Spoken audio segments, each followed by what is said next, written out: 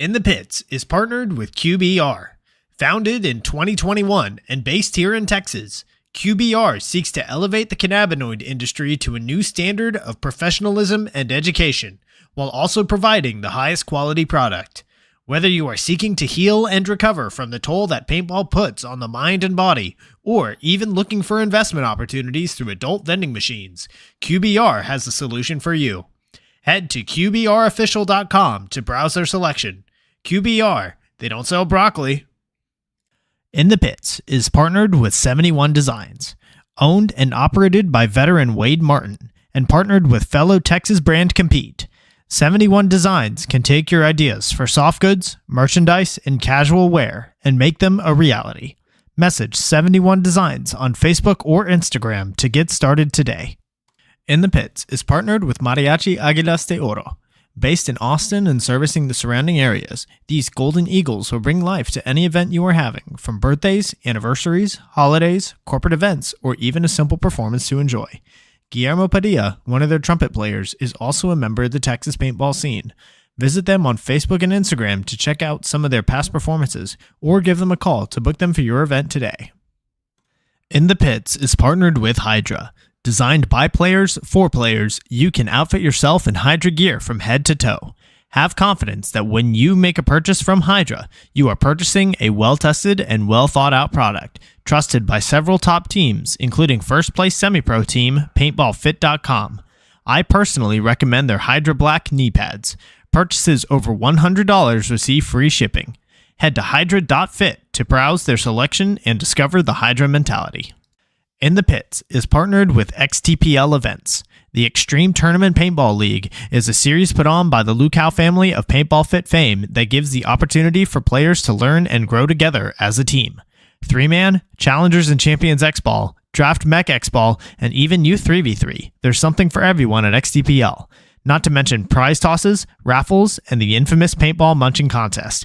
Events happen throughout the year, and the prizes never disappoint. Sign up for an XTPL event today on PB Leagues. In the Pits is partnered with TexanHemp.com, locally shipped cannabis seeds. In a world where saving time means making money, TexanHemp.com, a local cannabis seed bank owned and operated by local Texas pro player Jared Sherman, is making waves by becoming the go-to source for all cannabis genetics in Texas. Carrying a large assortment of cannabis cultivars, including Texas-approved varieties for use in the Texas Hemp Program, high THCA seeds for novelty use, as well as premium genetics bred for solventless extraction, TexanHemp.com has the ability to satisfy even the most sophisticated collectors. Head to TexanHemp.com and use code INTHEPITS for 10% off of your orders. In the Pits is partnered with Podrunners Union. Podrunners Union breaking news. Super limited Union Tech tees and, for the first time, Fiesta medals are available online at podrunnersunion.org. Use offer code PITS for 10% off of your order.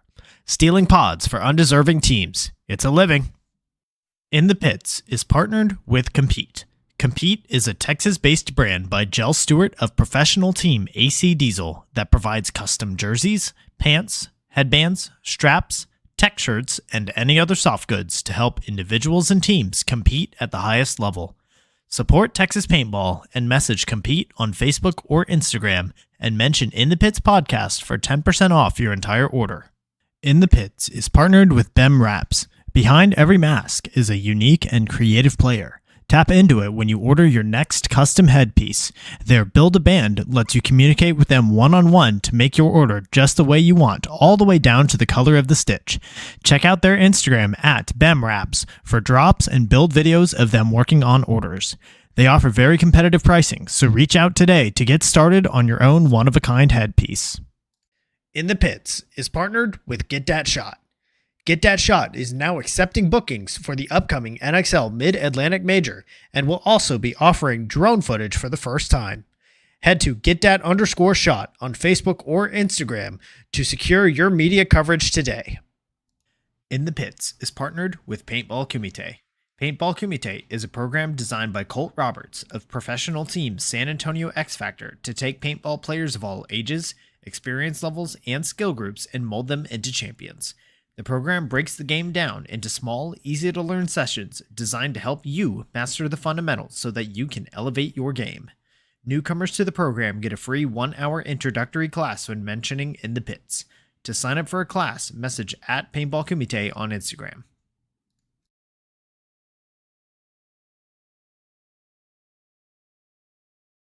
Hello, everybody, and welcome to episode 113 of In the Pits Paintball Podcast.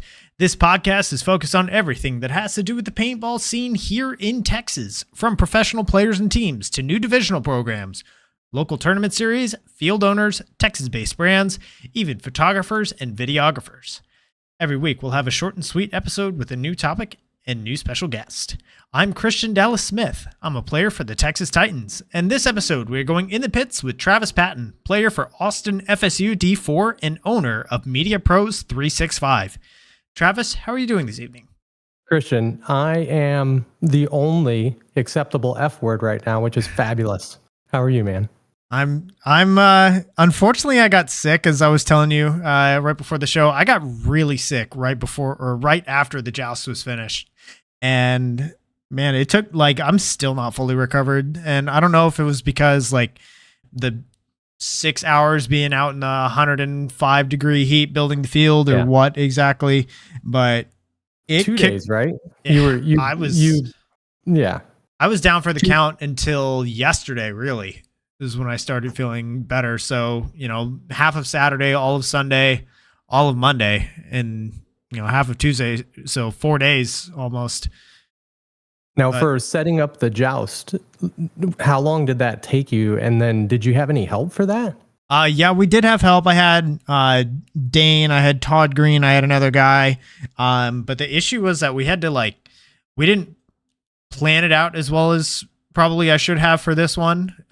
We had to find some of the bunkers in piles of years old bunkers. So it took us a lot longer than it probably should have. But yeah, moving forward, I think if I were to do it again, I would definitely take significantly less time. But it probably took about 5 hours to find everything, build it, set up the target course and the power and all that. So quite a while. Well, no wonder you got sick. I mean, that's a ton of work, and it was so hot. Yeah, and I know I know some of the guys were asking me man, why are we starting at 8 a.m.? Why couldn't we do 9 a.m.? Well, this is why. Yeah, seriously. By 11 o'clock, I was drenched. I know when all the players were coming off the field and we were hugging, I felt bad, I should hand them napkins because my shirt was, you could literally wring it out. And I think it took about 2 days after that event, and I wasn't even playing, to get rehydrated. And all I did is sit and talk. It was hot. Hot. Yeah, and I had to go and clean all of the jerseys afterwards. And man, we were only playing for an hour. And it was 1v1. So that was a bad smell. Yeah.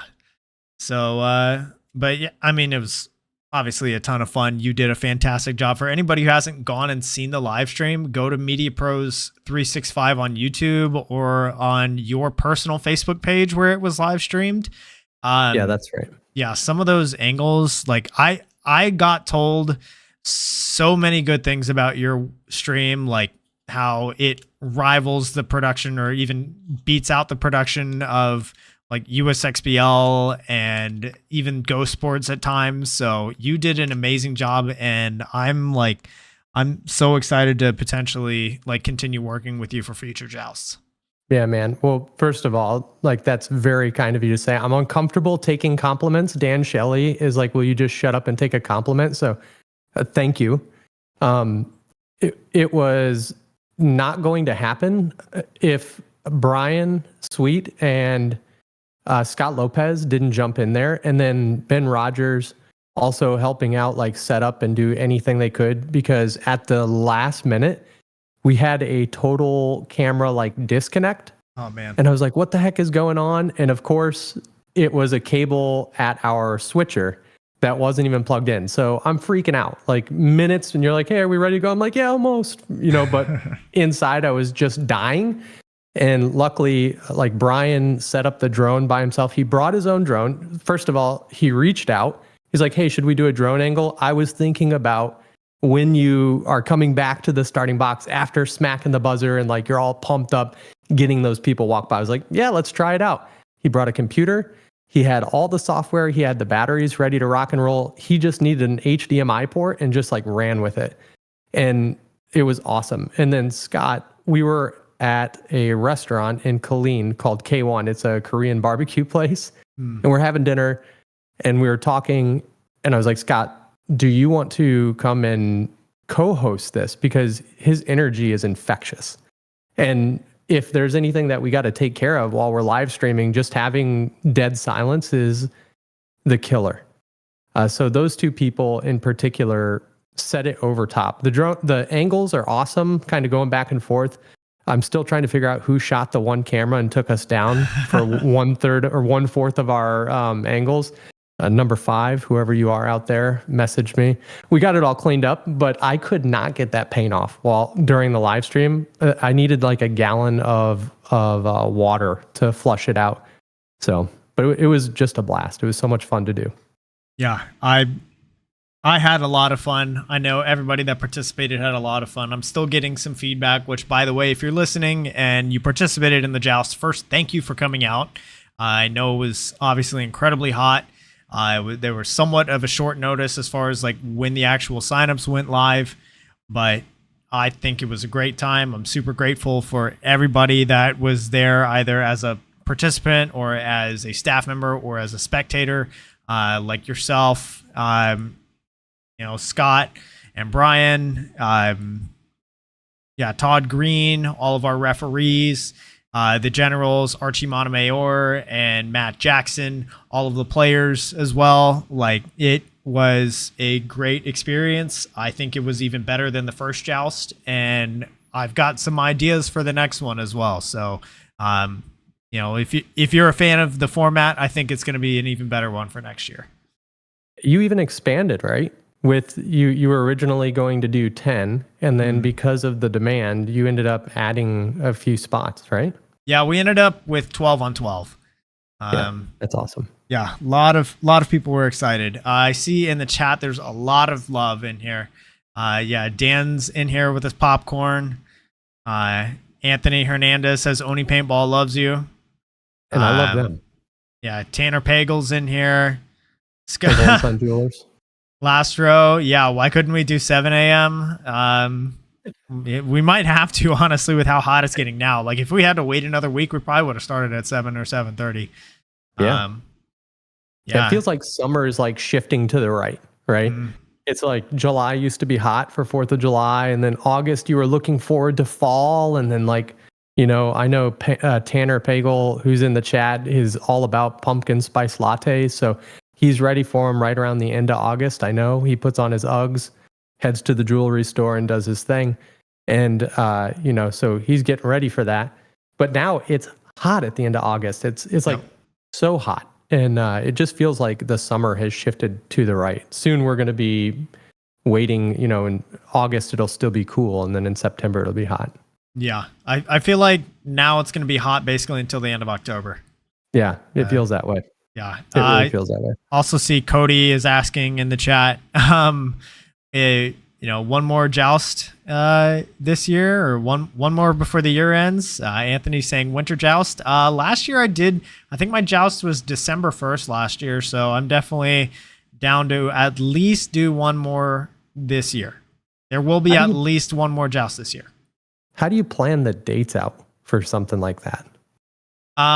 Really just looking at the calendar, and seeing like, with one-on-one events, you really don't have to worry about so much of like, it's the week after this one, everybody's going to be taking off, because you don't need entire teams. It's just individual players, and it's not like it's a huge serious thing. It's just a lot of fun. So you might get some tournament players. You'll get several guys like we had at the joust who have never played tournaments before. Yeah. Last event, we also had a couple of kids playing, so you really get all sorts of people there. That's awesome that people feel comfortable, especially like first time. That's such an intimidating format. I mean, watching it, I was intimidated on the sidelines. We had some commentary in our own notorious chat that we have. People were saying that, it's totally different being on the field and kind of watching it. You think one thing when you're playing one-on-ones on a 5-man field, and you go on the field for the joust and it's a totally different animal. To do that as one of your first tournaments or like a D6 player, anything like that, that takes a lot of backbone. So that's awesome to see, and encourage more people to do that, because that's freaking awesome. That's where you cut your chops, right? So pretty cool. Yeah, for sure. And I saw that you guys had a 1v1 layout set up at Outlaw the week before, right? You guys were getting some practice in beforehand? Benji's had it up a couple weeks. So he set the first field up at Outlaw, the first speedball field, up as a joust layout, right? Just random joust layout. And I think that it was right after USXBL, and people just kind of flocked to it. So it's so hot playing a bunch of 5-man points over and over and standing on the sideline waiting to get in the rotation. People were just cranking out points and sitting under the shade. So they had it up for a few weeks. I think it's still up now. I think any field that has the space for a 1v1 field should have a permanent 1v1 field up. It doesn't have to be the exact joust dimensions or anything, or same layout. Like, even if it's just a couple of hyperball tubes, like having a 1v1 field up it just does wonders for your progression. It'd be awesome if fields started kind of normalizing BYOP 1v1 fields. So after events, like only on 1v1. I understand fields got to make their money with paint. Totally support that. Want to support them. I get it. But if you have an extra bag kicking around from an event that you could bring with you for a 1v1, that'd be a really awesome way. Even just target practice, like snapping and working on your skills, having that option open. Or, you're tight on funds for that week and you can't play 5-man. You can't afford a $55 to $90 case of paint, depending on where you are. But you got some paint that's going to go bad sitting under your bed or in your closet or wherever you store your paint. Going out there and playing a few points, keeping your skills sharp and the cost low would be a really awesome option. Oh yeah, I could totally see that taking off. Yeah, and all maybe even like a lower entry fee if that's all you're going to do, right? Something like that. I don't know. For sure. I mean, you're also getting like in and out pretty quick. I mean, you get a lot of reps out pretty fast in one-on-ones. That's a good point. Yep. All right, so let's go ahead and get started with this. So this first question is brought to us by XTPL Events. So for those listening that maybe don't know so much about you personally, how long have you been involved in the Texas paintball scene? So it's funny that this question is brought to us by XTPL.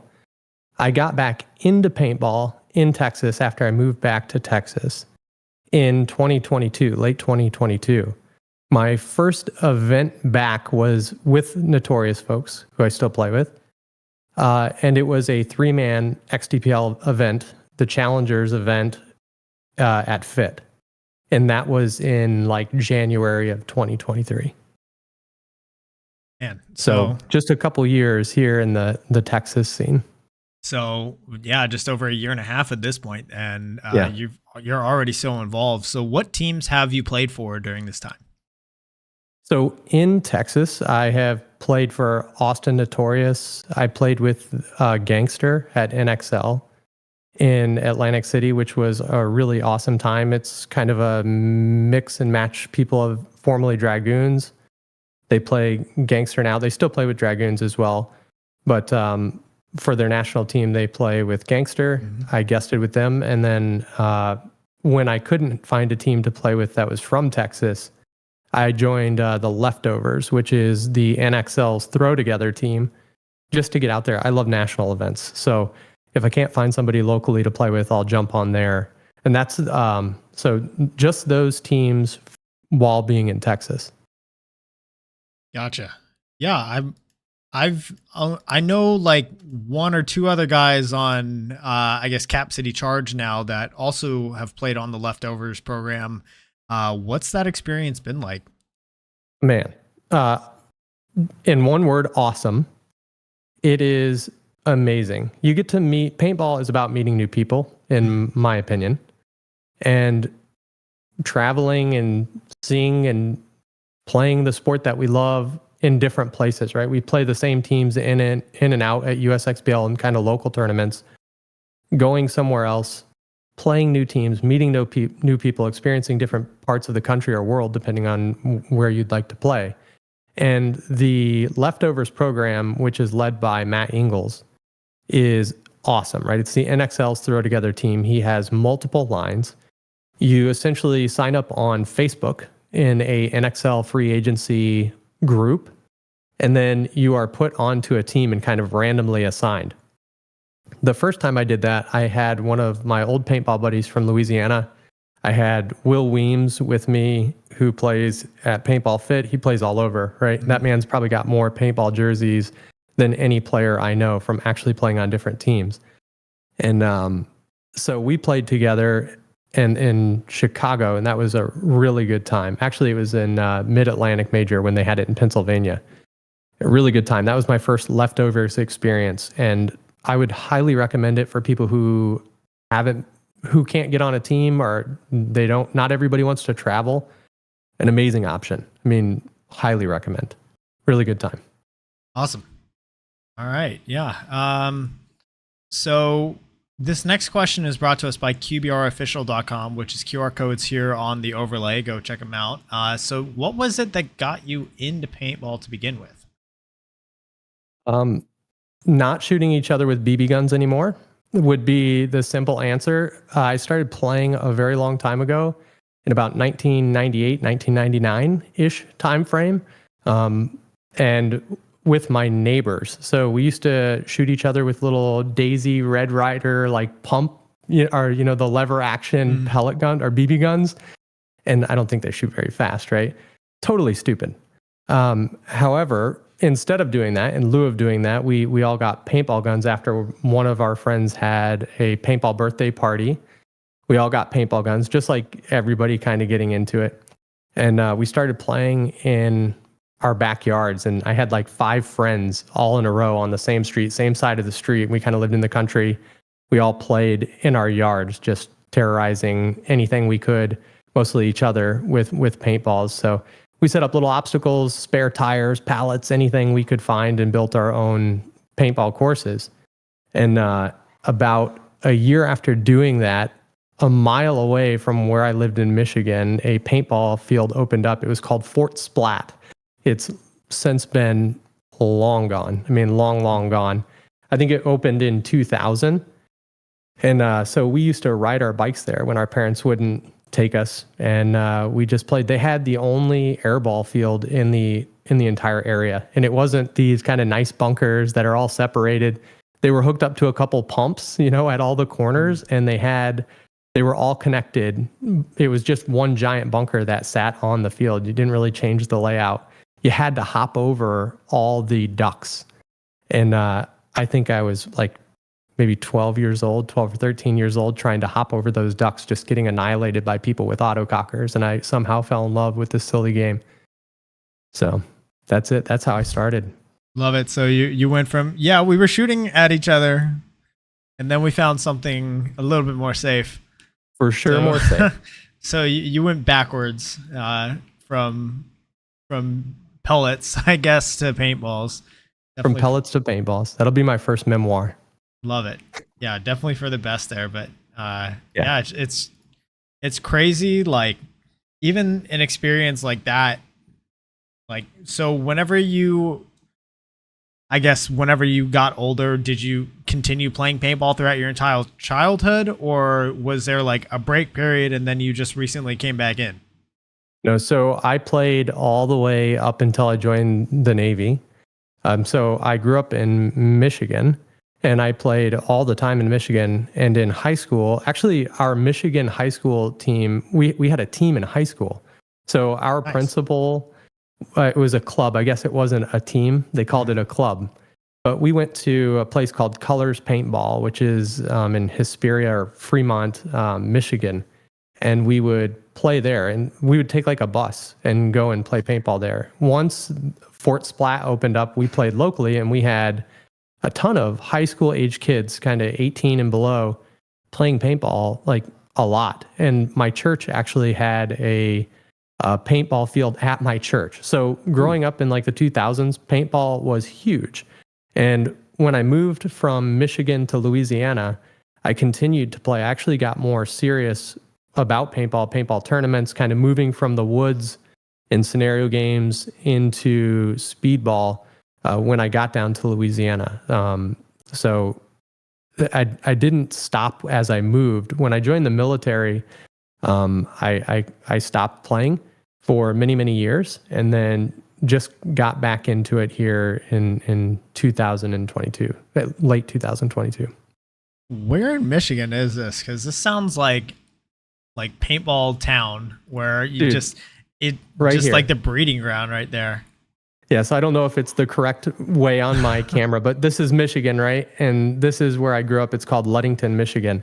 And this place no longer exists, Fort Splat. It got torn down. It was actually in front of Fort Splat, there was a restaurant called Gibbs Restaurant.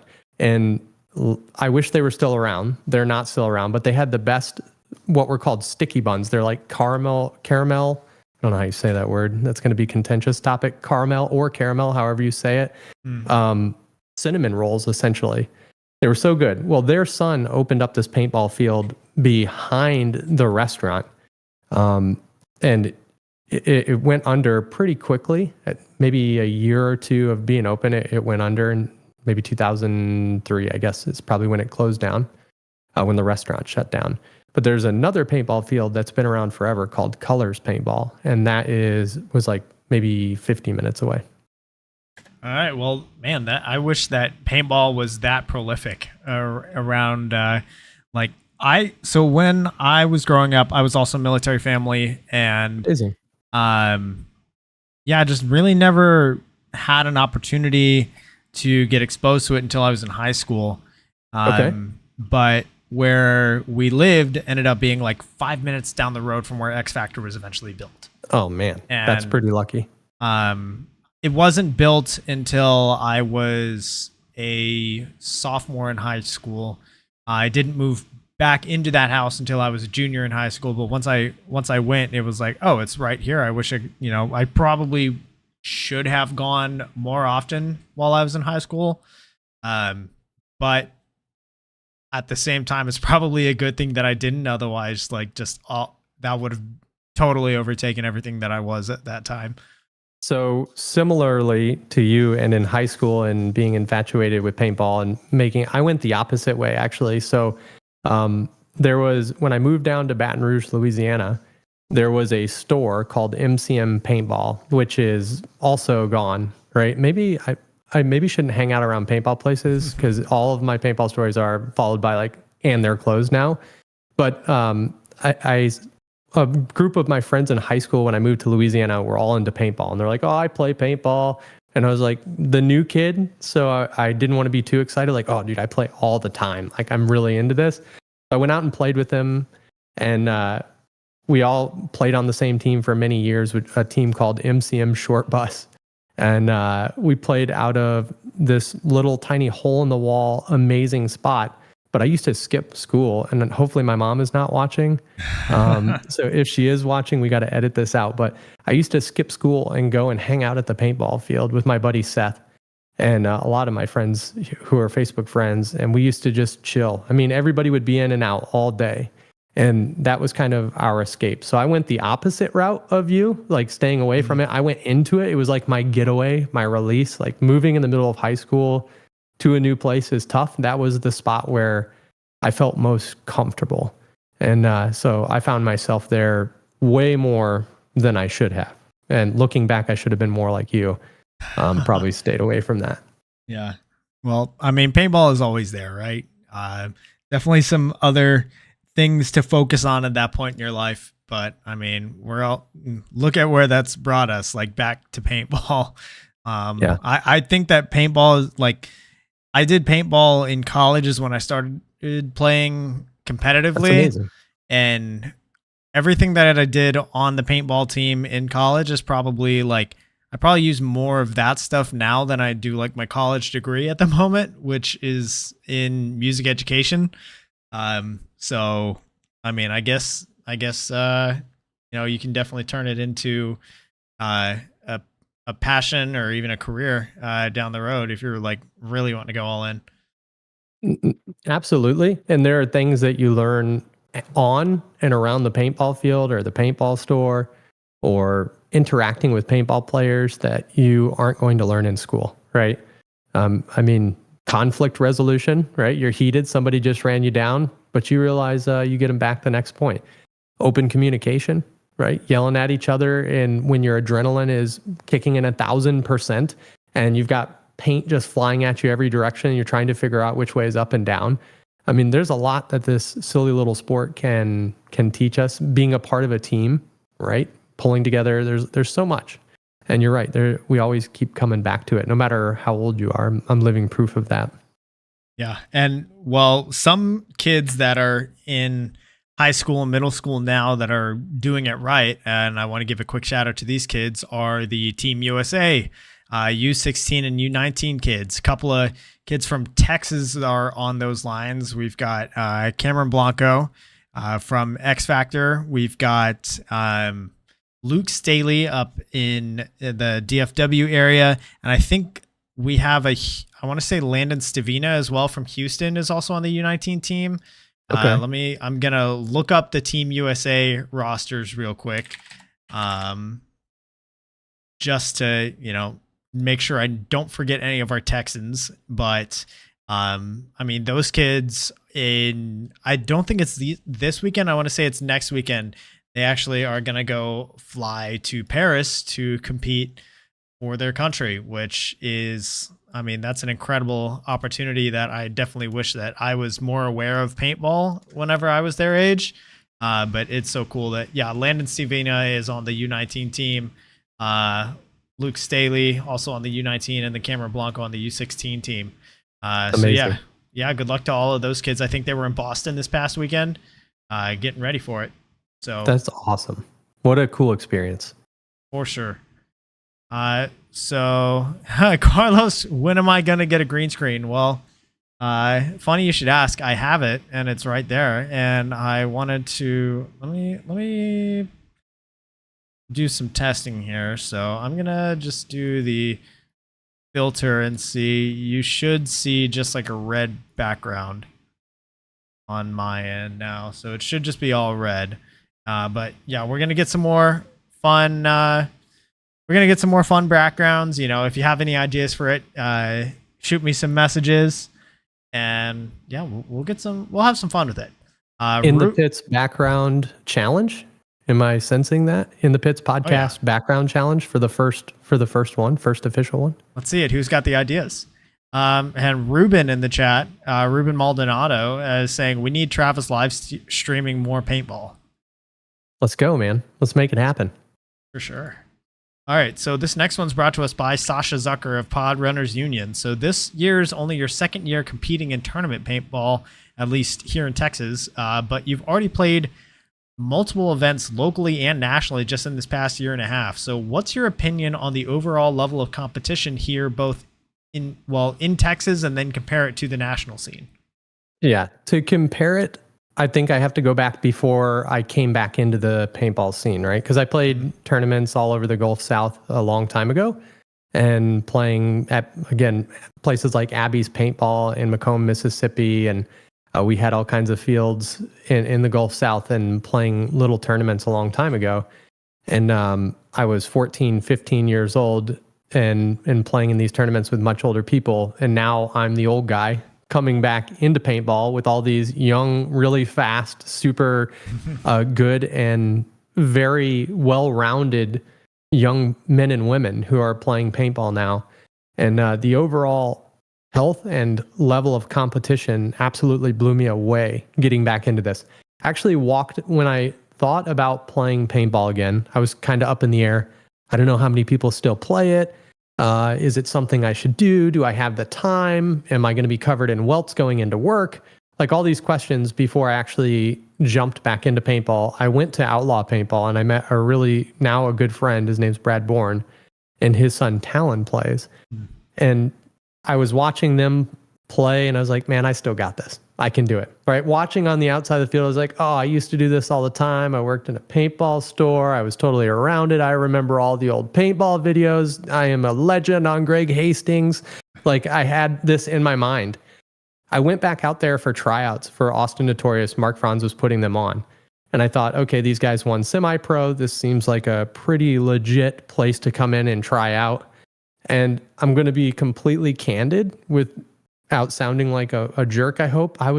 They were tryouts for D5. And I thought, okay, I'm going to go into D5. I'm just going to get on the team and everything's going to be easy. Dude, I felt like a baby giraffe on ice getting back onto the paintball field. I was so awkward. I just felt stupid. And then to see these people who are they're playing a very different game than we used to play. The speed of the paintballs has changed. The technology has changed for the better, right? And the players have changed. I don't think we talk about that enough. Like the game has changed. It's no longer PSP. The speed has changed. All these things have changed, right? Even the distance between the bunkers, the amount of bunkers on the field has changed. But the player, to me, is a much higher caliber in D5, D4, D3, D2. It is a whole new game, in which I was not prepared for and completely humbled by.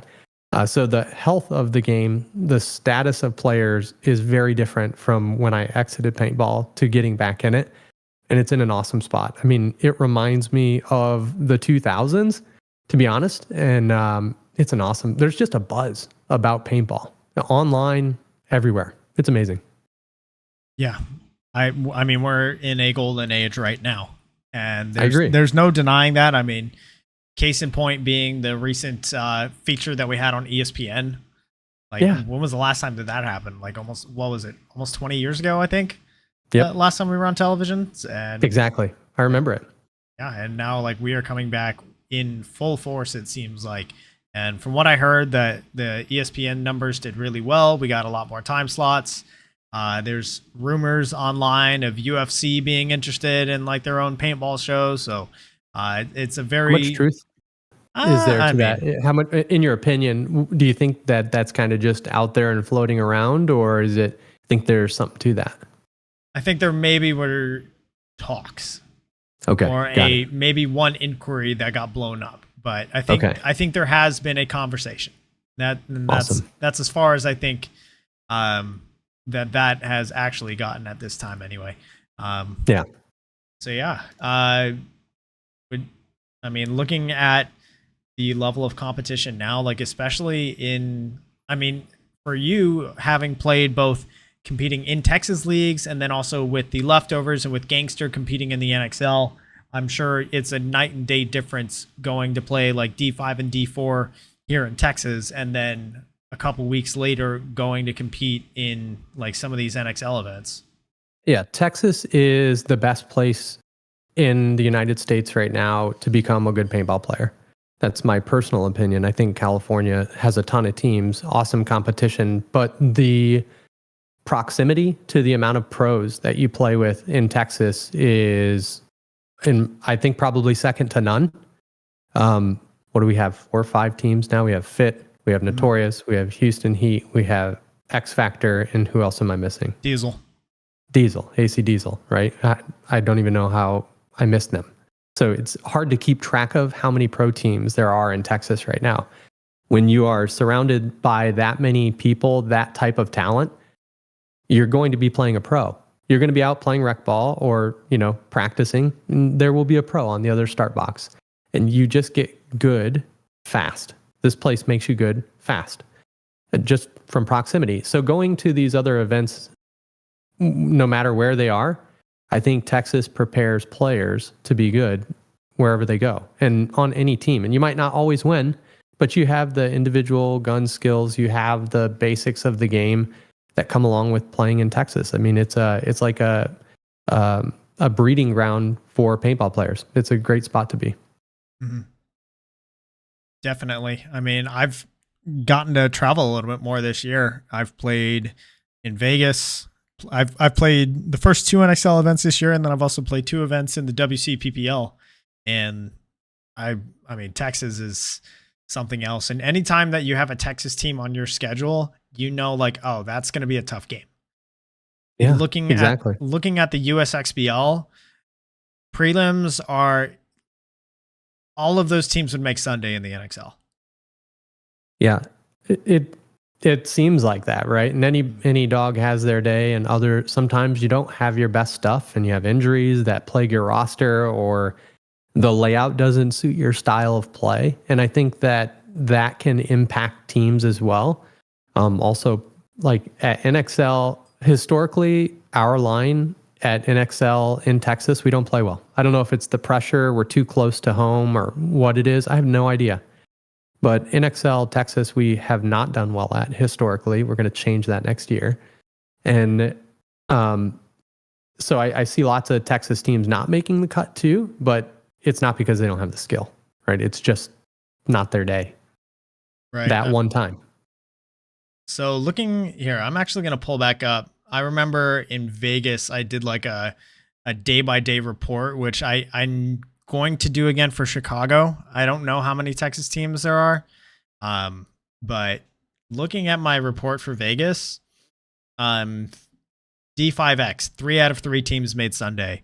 D4X, 1, 2, 3, 4 out of 6 teams made Sunday. D3X, 1, 2, 3, 4, 5 out of 8 teams it looks like made Sunday.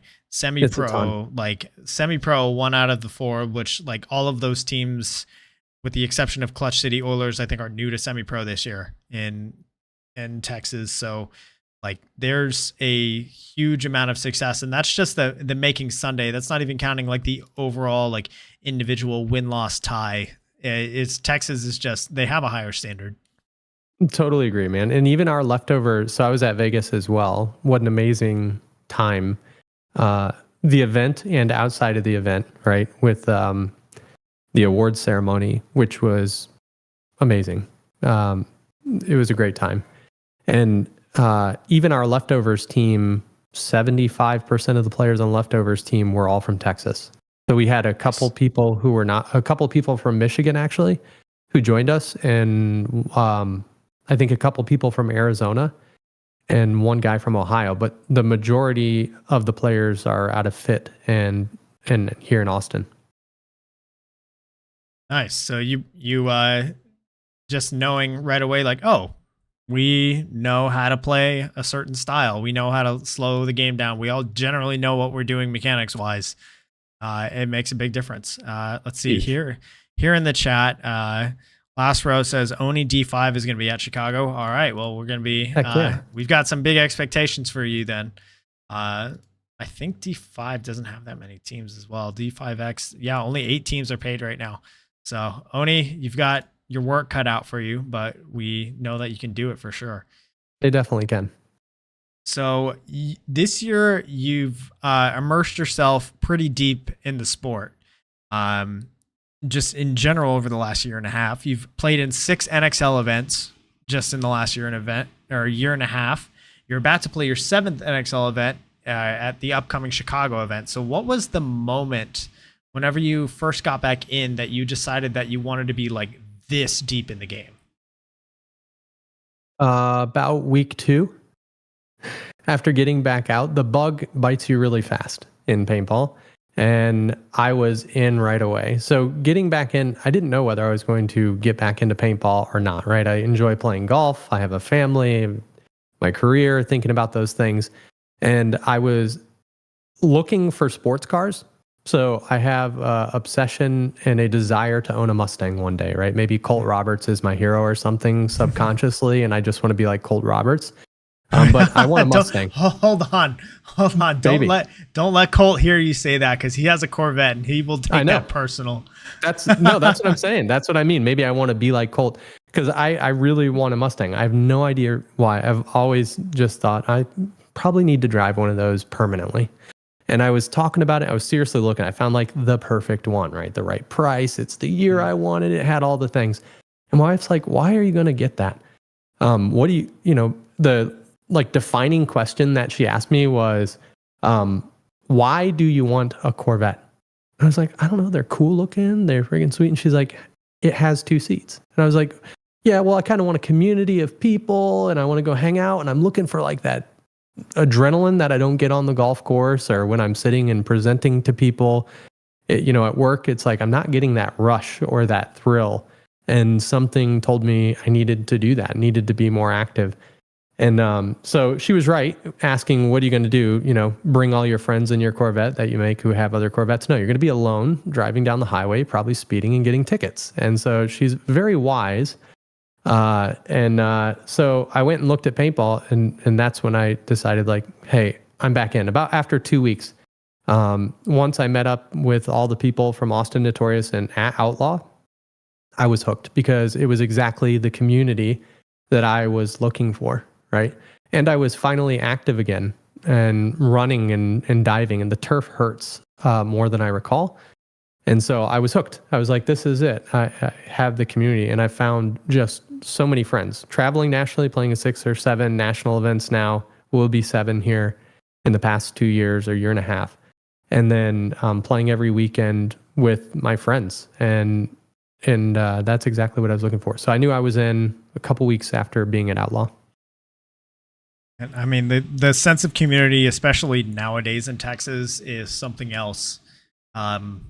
Anybody who's gone through, like, I'm sure even for yourself earlier on, like back when you were playing in Michigan, paintball used to be way less welcoming. I'm sure it might have been a little bit different for you as like a younger person in the game, but it was not uncommon for any newer player to go in having to figure things out for themselves and taking a very long time to do it, because anytime you stepped on the field, everybody else was like, "Ooh, I haven't bunkered anybody in a little while." That's going to be an easy target to bunker. Absolutely. And yeah, you definitely got put through the ringer, and it was sink or swim. It was funny because on the coaches show yesterday, they were talking to Evan, the captain of the U19 team, right? I think is that right? I think he's U16. I think U19's captain is Colton Dahl. You're right. Sorry about that. I mixed it up. So the captain of U16, right? Great head on his shoulders. Like, I wish I could speak as eloquently as he did at 16 years old. But something that Coach Bianca said was that he would have him like in the snake right away, right? That's how it was back in the day. You get in the snake. You're 14 years old. Okay. You're supposed to be fearless. Go get in the snake. And so that's what it was. You're right. Paintball was not welcoming. And now people are friends. Even, we're friends with Oni. We're friends with all the teams at Outlaw. You go and you see these people all over the world or all over the country, and you become friends with them. And it's super welcoming. You can even jump on their team, right? With the Dragoons, we are always meeting the Dragoons, whether it's NXL or USXBL or Bunkerfest when it was around. We always met the Goons. And like on the field, there's a lot of talking and chirping because that's who we are, that's who they are. And we kind of go back and forth with who gets the best of who. And then the next event, I'm going to go play with them. So that's like, and they're amazing humans. They're great guys. We played together and at Atlantic City, and I had a great time. They're so welcoming and they're fun, and there's no animosity or drama. That's the best part about paintball. There's no more drama and stuff like that. If you find yourself a solid program, not denying that it may exist out there in the ether, but here in Texas, it seems like most of the teams are really solid and a good group of people. For sure. And they're all willing to like help the newer guys. Like you can have even all the way up to the pros. You have guys like Colt Roberts that will be like, "Hey, here, let me show you how you're holding your gun. This is the way that you should do it. Let me show you how you should be snapping." Like giving you the little tips and tricks to help you like just make those steps a lot faster without having to go trial like by error. And yeah, and that's why you're also seeing guys like yourself making all of this progress so quickly. And this next one's brought to us by BEMRAPS. Like you're already, even though this is only you're a year and a half in, you're already at the point where you're going to be force ranked up to Division 3 next year. And many players go a very long time without ever reaching Division 3. So how do you feel about like that change going into next season? Do you feel like you're prepared?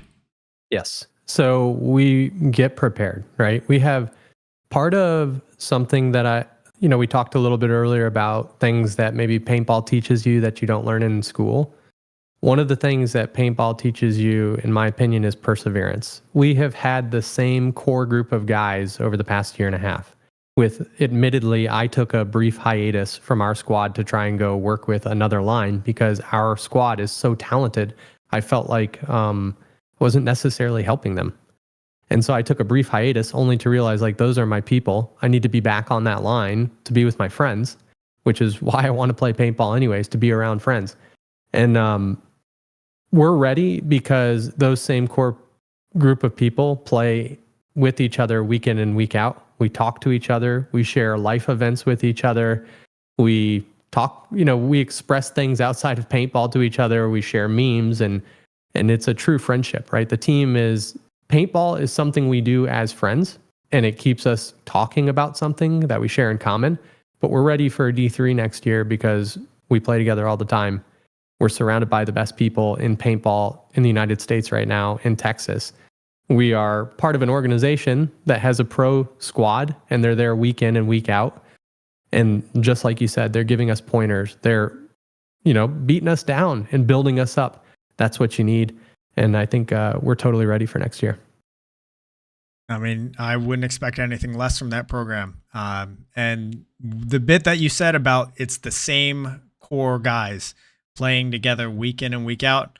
Anybody who's listened to the show at all knows my opinion on, hey, stick together as a core. I couldn't have said it better myself, honestly. And it's cool that y'all are having such great progress so quickly as a squad. And you're following that formula, which is, I think, at this point, a very proven formula. Appreciate that. Yeah, great group of humans. And they're also highly skilled, which makes them even better teammates, right? They can pick up my dead weight so I can be the old guy on the team. Second oldest, I will give a shout out to Kellen Jones, who is the eldest. He is the elder wise human. Also, he is, both him and I play Snake. So the oldest guys, I don't know, you got to tell me, Christian, is that elder abuse? They've got the two oldest guys playing Snake. I think yes, but I'll leave it for the chat. I don't know. I think it's just a sign that, hey, you guys maybe played when you were much younger back in the days where, hey, you just had to get into the Snake and you were, these kids nowadays are soft and you have to show them how it's done. I don't know about all that, but yeah, well, maybe we're just dumb enough to keep doing it. So either way, but yeah, great group of people. We're totally ready for D3 and excited about it. That's the D4. I mean, so many good teams in D4 and they're going to be moving up too. It's going to be the same teams going up to D3. We're going to see the same people. It's going to be D4 plus, right? Oh yeah, we're excited to see everybody kind of moving up and seeing how the landscape changes next year. Teaching the rookies a thing or two, huh? Oh yeah, definitely. And I mean, you're going to see guys in Division 3 even moving up to Division 2. Like the whole scene is going to have a big growth upward next year, and it's gonna make some changes, which I'm excited about. Yeah, I'm excited too. So, this one's brought to us by Mariachi Águilas de Oro. So the rank up is due to all of the successes that you've had over the last 2 years with Austin Notorious in their divisional program. So what has your experience been like these last 2 seasons with them, as far as like the coaches that you've been working with? Who are these guys that they're bringing in to teach you? What is the practice regimen like? Things like that. So the experience has been positive. Playing with the Notorious camp. We've had several different coaches. Most of them are either the pros who come and help us for the local events, or somebody who was previously a part of the organization has since stepped away. We've had Chuck Latham, right? We've had Tyler Speece. We've had many folks who came from the Notorious camp who have left it since then and came back and coached. So the experience has been really good. We've kept our group very tight, our line very tight. Our captain's Cody Kipp, and he manages who comes in and out of the line, right? We supplement with people, but Cody is the gatekeeper of that with Mark Franz's help. So Mark knows, hey, is this person going on to Cody Kipp's line, right? It's kind of like a a coveted spot if you're coming. We had Jeff Munoz here recently. We've had Lane. We've had all kinds of other people join us and guest with us this year for USXBL and other tournaments. And so it's nice to be a part of a large organization because you get to play a lot of tournaments. You can play for smaller teams and you guys can align on what you want to play for the entire year. Maybe in January, you're setting and saying, hey, we want to play 3 tournaments, or we only want to play USXBL, or we only want to play this or that. With playing in a large organization and one that has a pro team, you have a lot to play from, right? I can form a line with any of the other D4 lines, or go down to D5 and play with my friends on D5. Or if I'm lucky enough, jump up and play with the D3 players, right? So there's always options, and someone is always playing somewhere. You will find Notorious on, I think, almost every single event, whether it's NXL or USXBL. There's a Notorious line there. So it's good for getting a lot of playing time and meeting a lot of people. It's been a positive experience. I also help out with, kind of the media side of things. I help with the website. So website design, helping with austinnotorious.com. And just trying to build up what is Austin Notorious, and here to help other teams too who want support in that type of thing. So it's been a really, really good experience so far. Met some of my closest friends here in Texas playing out of Austin Notorious and Outlaw Paintball, and overall very positive. Love it. So getting into another aspect of the game that you've become much more involved in recently. This one's brought to us by TexanHemp.com, which is Jared Sherman of Austin Notorious. So you've recently started up live streaming under the name Media Pros 365. So tell us more about that name, or that company. I'm not sure exactly how it's structured, but how Media Pros that you've started, and what was it that inspired you to get into live streaming paintball? Live stream things for a very long time. I had a golf channel where I played indoor golf. It was called Weekend Golf Guide. It's still around.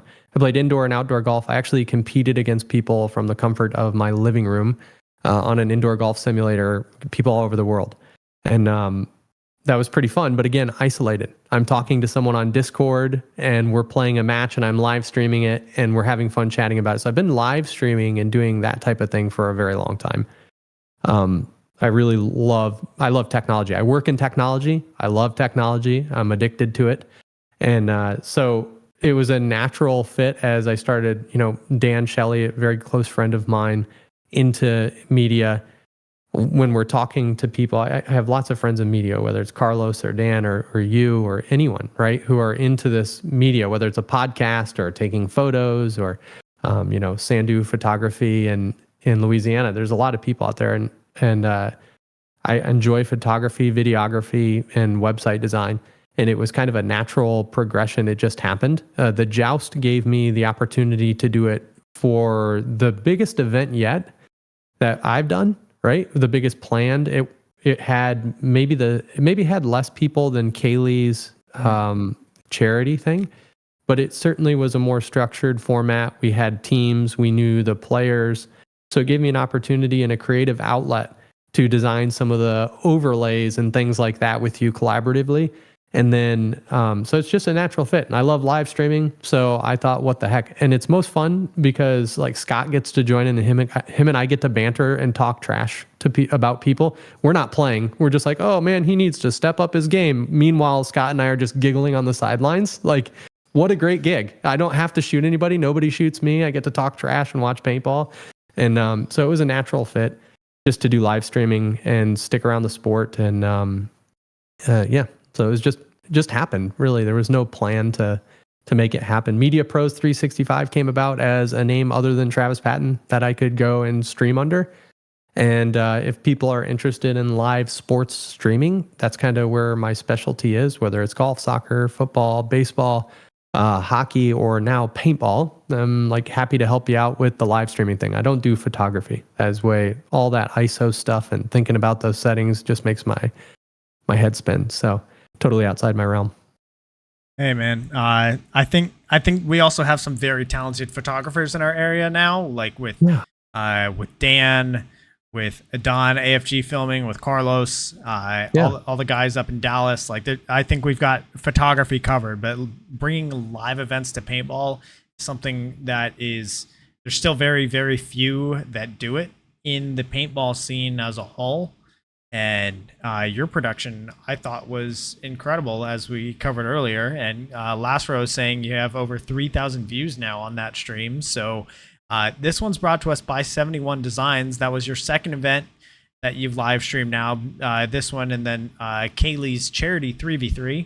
And you've also live streamed a practice or two at Outlaw. So how has your experience been as you've been like growing your live stream? Amazing. It's been really cool to figure out what works and what doesn't work. I probably over planned for the joust, what I would consider over planning. Like sitting in my living room in the evening thinking about, what if I add this camera angle? Or what if I added the cameras a little lower? Or what would happen if XYZ scenarios happen? Of course, everything I planned for, none of that happened. It was totally something different that I didn't plan for or account for. So my experience live streaming these different things, whether it's practice, it's been a slow buildup. I went from live streaming practices and just kind of recording them locally, not streaming them, and sharing them later. And then we live streamed everything, and then we added in cameras. So we just had one camera angle that we were doing at first, and we had this whole pan thing and zoom, and it was cool. And then everybody liked that.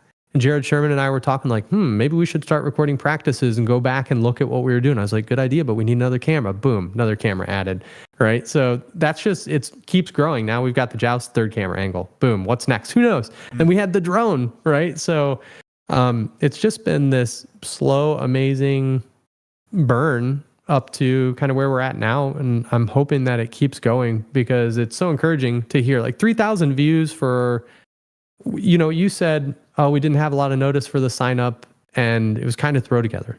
Well, we got 3,000 views on that. We had 24 players, 3,000 views.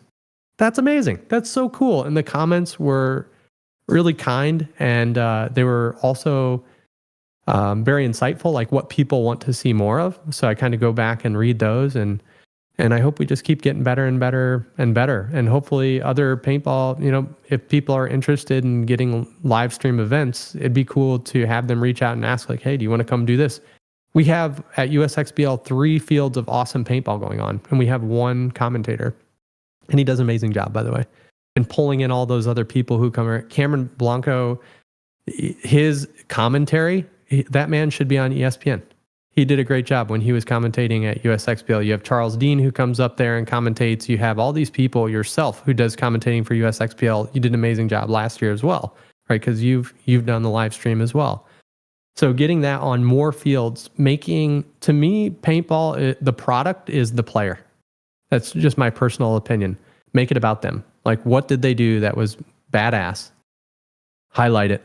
Create some reels. You've got verbal actually capturing it in high def and making amazing reels, but you caught that one player or those two players playing. You didn't catch everybody.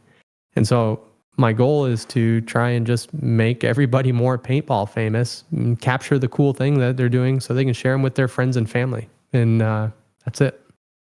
Love it. And it's crazy how fast that power creep kind of goes up on you of like, oh, what if we had this? Last year, I was also doing some practice footage for X Factor, and it started with one camera on the sideline. Then it became, hey, let's add this housing that has a boom mic on it so that we can get the field comms. All right, so Now we have that. Okay, now we need power. Now we also need to make sure the camera doesn't overheat. Oh, what if we also added a behind the box cam so that we can get the comms even better, and we can also see like the gun assignments? Oh, what if we did it picture on picture so that you could hear the comms at the same time as the sideline? It creeps up on you just to make the production better and better and better. But it's super worth it. And we definitely need, like, I think if something, let's say, let me find some wood to knock on here real quick. But let's say if something happened and I had to stop playing and end my playing career, getting into the media side and highlighting everything that's going on, like with the current players, is something that I would definitely find a lot of value in. I totally agree, man. There's a lot of joy I get from watching the players, and a lot of stuff you can learn from watching too, right? We had Ruben in the chat. Now I've got an hour and a half of how Ruben snap shoots. What are his tendencies coming out of the bottom right of the bunker to shoot people while they're standing high? Just as you know, Ruben, I was watching. So I'm just prepping that for D3. But now, you learn a lot as well from these players and seeing what they're doing. And so there's that too. So there's a lot of benefit to watching and talking about how they're playing, learning how people are moving through the game, and like, ooh, I should have thought about that. Hey, he took the highway. I never look on the highway. I was told always stay outside and wrap, but this guy took the highway and that worked out for him. So knowing when to sense and pick up those things, watching paintball is whether you're commentating on it or watching it, whether it's on ESPN or anything, is a great way. And I agree. Staying connected through the game, however we can, is. I realize I'm no spring chicken, so I will probably exit paintball far before you, good sir. And I have like one goal. So I have a 10-year-old son, and I want to play a paintball tournament with him. That's like I got to make it that far, and then anything after that is just icing on the cake. We gotta transition you to the 3 or something. We can't have you playing the snake and try to be playing another 6 years. Yeah, my knees are still good. That was the first question that Mark Franz asked me before tryouts. Like, hey, how are your knees? I was like, man, that's the first question. They're still good, despite me sliding like a scared cat often on all fours into Snake 1. They're still holding up good. Thank you to lots of good padding. And so we'll see. Yeah, I'll transition to the 3 at some point, or the 2, right? Something a little more on my feet. But for now, I like the snake. All right. Yeah, I mean, snake's a lot of fun. So this one is brought to us by Paintball Community, which is Colt Roberts. So as far as Media Pros 365 goes, do you have any other things on the horizon? No, not right now. No events planned or anything like that. I did reach out to Hormesis to see if they had anybody live streaming the joust that's happening in northern Alabama. I think it's called Prime Paintball. Mm-hmm. They do. And so I'm super excited to watch and learn from that live stream. And because I think the joust format is super awesome for live streaming. You can capture so many different angles. You can have both cameras looking at the players. You can get both sides. That side by side is just one player, not watching 5 people. Right. So there's a lot of advantage to doing those events for the viewer. I don't have anything planned as of right now for like a next event, just kind of seeing what pops up, and I'll be on standby to help out, keep trying to make the streams better. Probably just a bunch of practices and getting ready for Chicago. All right. So if anybody did have any inquiries for you, for live streaming services or game recording in general, where can they reach you at? Yeah, I'm most active on Facebook at Media Pros 365 is our Facebook page. You can also go to MediaPros365.com, which is a website that we're launching, still under construction, but it's up there and there's a contact form. So if you have any, the best way is Facebook. That's my favorite. Second favorite would be a website, which goes to my email, and I'll get back to you as soon as possible. All righty. Okay, so this next question is brought to us by FU Athletics. So throughout all of your career, do you have a single favorite moment? So my on-field or off-field would be my clarifying question. I'm going to let you decide that. So my favorite, most of paintball is off the field, I think. Mm-hmm. Like the amount of time that we spend outside of the nets is far greater than the time we get to spend in the nets.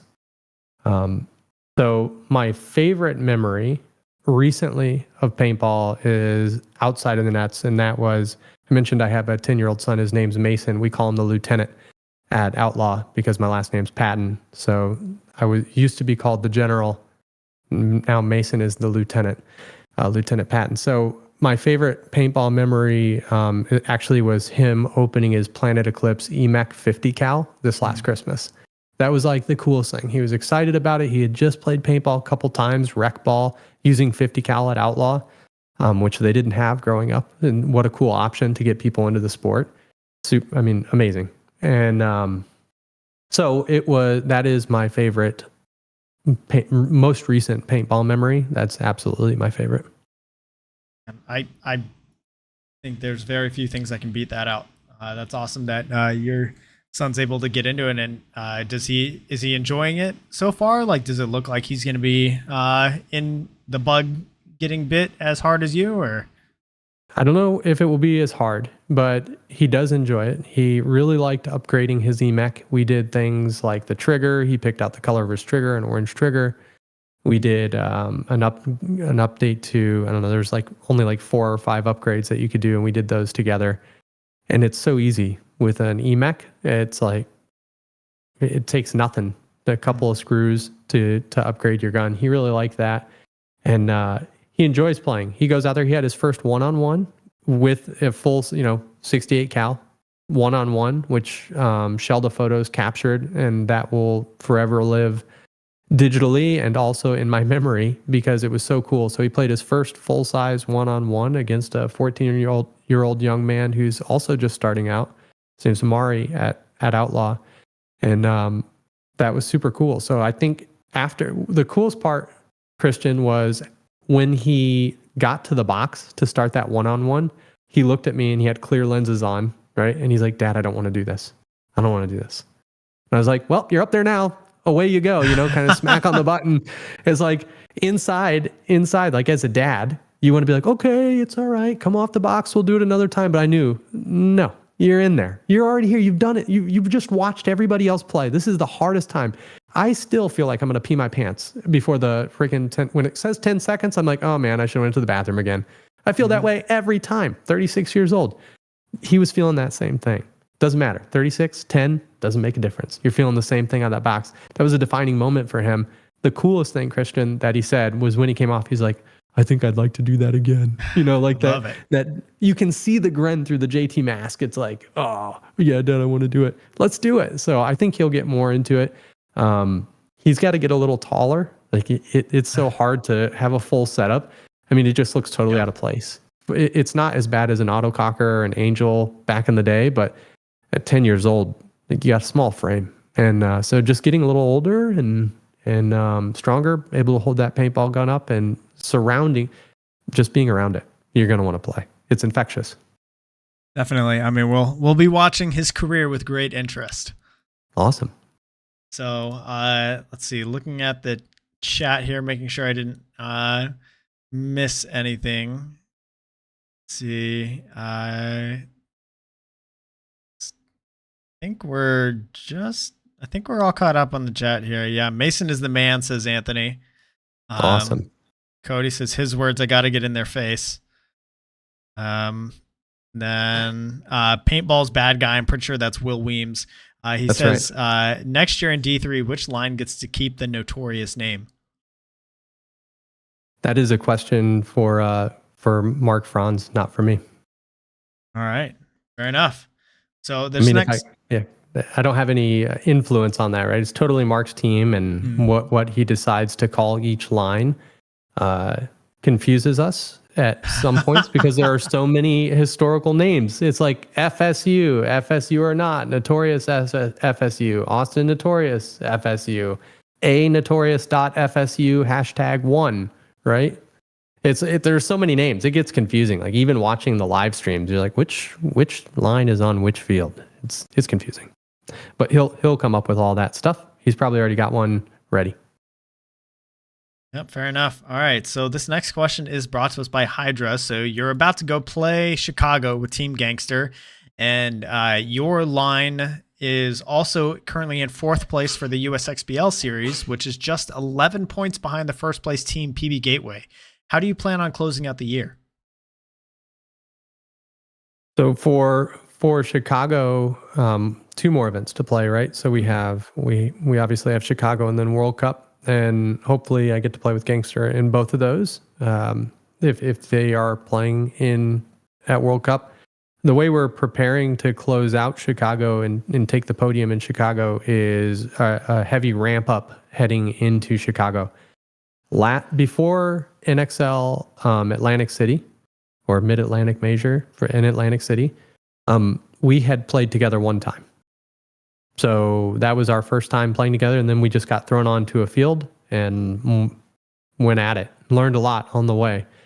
So this time, now that we know the style of play, we have built a bond and we're so close to each other, it's going to be a heavy ramp up into Chicago, playing kind of double weekends and just gearing up to play better together. For as far as USXBL, I'm embarrassed to say that I will be missing the last event. Oh, man. So my son's birthday we have a trip planned and we're heading down to New Orleans to go to the World War II Museum down there. Have you ever been? I have not. Oh man, it's awesome. It's so cool. My son is a World War II buff. So he loves it. He loves chess, paintball, and World War II stuff. So he's a unique little critter. And that's what he asked for. And we're heading down there, which happens to be the same week that USXBL is. So unless Mike Hinman wants to push it all just for me, which I don't think he has any appetite for, I will be missing that event, and our team will have to send me pictures from the podium. All right. Well, I'm sure they're going to be missing you, but I mean that's an important occasion there. So for sure, and they got it. They're so ready. I mean, FSU Notorious has got depth, so they'll pull somebody in, and they'll just gel because that's what they do. They're a good group of dudes. For sure. All right. Yeah. Last row says, give your son 2 years and he'll be into grilling. I was actually going to say that man sounds like he's going to grow up to be a Scotch man. Yeah, he might be. Never know. All right. Yeah. Carlos says paintball is chess with guns. Well, you've got a point there. So paintball, World War II, and chess. I mean, they all kind of go hand in hand together, right? Yeah, that's right. He does jujitsu as well. So I just got to make sure that I don't say anything bad about him too loud. Otherwise, he'll come out here and put me in a chokehold live. And I don't think I'd recover from that. I think we'd have people in the chat that would be willing to donate to see that one. Yeah, send stars. Let's make it happen. All right. So this next question is brought to us by Carlos. Get that shot. Who's on vacation right now. Well-earned vacation for him. Shout out Carlos. If you are attending NXL Chicago, message him at getdat_shot on Instagram for media coverage. Amazing. I know he also recently got his drone license. I don't know if he's going to be able to fly it at NXL. That's what Mafia was saying at the last podcast. But yeah, he's got that option now as well. So amazing. Travis, thank you, Carlos. This is the question that I ask everybody that comes on the show. Helps me keep track of anybody flying under the radar, any up-and-comers, anybody who's just silently doing their part. So is there anybody in the Texas paintball community? It could be a team, could be an individual player, could be a brand, could be a project, could be a media guy, a vendor, community member, anybody at all that you think deserves more recognition for what they're doing? So I think there are, maybe taking it from two different angles. The first, we'll just kind of throw out some media love. We have Day B Media. Mm-hmm. She's based out of Austin. She does an excellent job. She's there week in and week out taking practice pictures, just like Shelda photos, right? And they work closely together and they capture, there's two fields and they're kind of swapping back and forth and making us look good all weekend, every weekend, and just getting pelted and not able to shoot back at us. So she's one of the people who's kind of up and coming. She's got into, what's been really awesome to see is how she's built her own, she's got her Smug Mug page set up and she's starting to hire. She shoots mostly for her husband in Austin Assault, who plays D5. They won the first NXL event that they ever played, which was super cool. I think it was NXL or USXBL. I might be mixing those up. Don't quote me on that one. But Austin Assault, they're a great group of dudes, and she shoots for them often. And so she would be one of those people who is up and coming. She's in the media scene. She's around it, getting shot week in and week out. The other, we see Scott Lopez in the chat, and we hear Oni Paintball all the time. And Scott made a joke while we were live streaming that Oni accepts anyone. Right, he mentioned they have like 6 D5 lines or some astronomical number of D5 players. And I think that a lot of people say we're here to grow the game. right? A lot of people kind of, grow the game. We use it all the time. There aren't too many people who live it. And I think Oni Paintball, and it might not be Scott, there may be a better representative. I'm not sure. But Oni Paintball does accept a lot of people who are coming out to the field, and they're very kind. They're fun to be around. They play good paintball, and they stay out of all the drama and kind of trash talking and things like that. And they really are about growing the sport. So I think those two groups in Day B Day Media Day B Media, and then in Scott and Oni Paintball, those are two people who I think are not flying under the radar, but they're doing good things. Yeah. Shout out to Lastro. Shout out to Brittany. They're doing amazing things for the community for sure. Yep. And I would say Dan Shelley, but I mean, the man won Photographer of the Year. You're not flying under the radar, Dan. You're flying like you are the radar, buddy. And we're all just trying to be like you. So obviously, shout out to Dan. He's just an amazing human. And here's his book. If you haven't bought it, it's right there, right? So he wrote a children's book, and it's great. That one's signed. And to my son, cool side fact, Christian, is some of the pages that were illustrated actually were of my pictures modeled after my son taken at Outlaw. So it stays on our shelf, and it's a treasured piece of paintball possessions we have. So love it.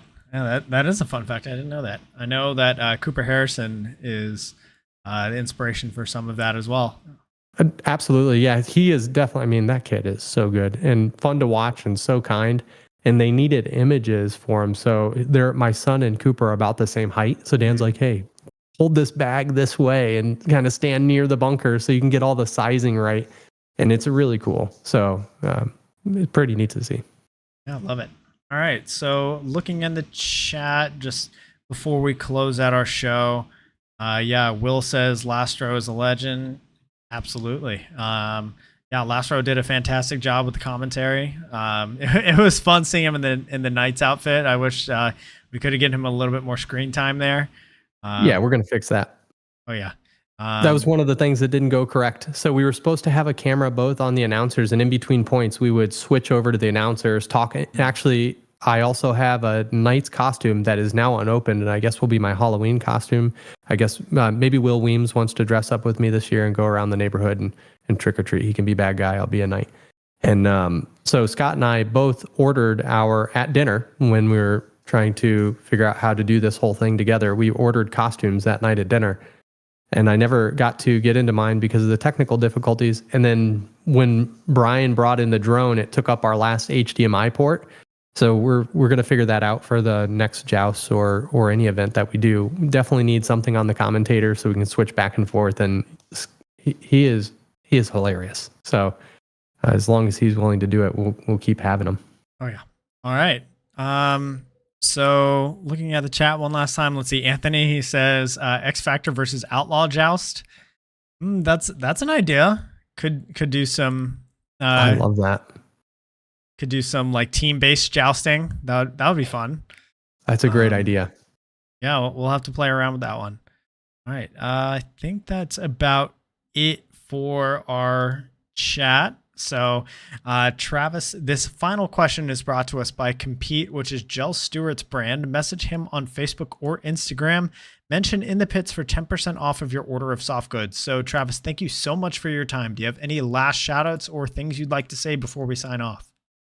I'm really impressed by your dedication to this. You had mentioned when we were in the waiting room, the lobby here, that this was your 113th episode. And I just want to commend you for your dedication to keep going, right? To keep learning how to do this, build a podcast. You're part of the growing the game that people talk about and don't do, and you're doing it. I want to say thank you for being so open to having me help with the joust. And what I really loved most about you was like the collaborative energy in chat. There was just like, hey, let's do this. It was quick. We were down and dirty, and you were in between all kinds of things and going to California, and very easy to work with. And I just want to say, thank you to you. Shout out to you for having this show and for bringing me on. Shout out Notorious, Austin Notorious. Let's see what they can do in the pro division here heading into Chicago. I saw the pro draw there. I'd love to know in the chat, what do we think is going to happen there? A great group of humans. And and shout out Austin Notorious D4, my whole line. They're amazing humans, and appreciate their friendship and them as teammates. And so stop shooting me before the point starts. Appreciate you. I love it. All right. Yeah. So I think that does it for our show. Here in the chat, Anthony says, big shout out to Christian. Thanks, Anthony. Thank you for coming out to the joust. You did great. It was awesome to watch you, get it done out there, have a really good performance. One more time for everybody who's come out to the joust. Thank you again so much. It was a lot of fun. I had a great time organizing it for you guys.